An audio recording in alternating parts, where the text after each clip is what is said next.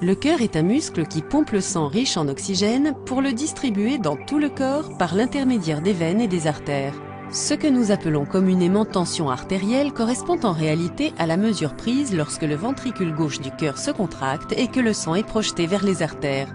Tout au long de son cheminement à travers le cœur, le sang exerce une pression sur les parois artérielles. C'est pourquoi on parle de tension ou de pression artérielle.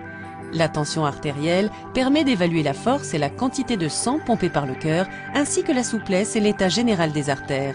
La tension artérielle se compose de deux éléments. La pression systolique, qui est enregistrée lorsque la tension artérielle est à son maximum au cours de la contraction du ventricule gauche, et la pression diastolique, qui est mesurée lorsque la tension sanguine est à son minimum lorsque le cœur est au repos entre deux battements. La tension artérielle est donc le rapport de ces deux mesures, rapport de la pression systolique sur la pression diastolique. Une tension anormalement élevée sera appelée hypertension ou hypertension artérielle. On diagnostique en général une hypertension lorsque la pression systolique est supérieure à 140 mm de mercure et la pression diastolique supérieure à 90 mm de mercure au cours de 3 mesures distinctes. L'hypertension est liée à un grand nombre de pathologies.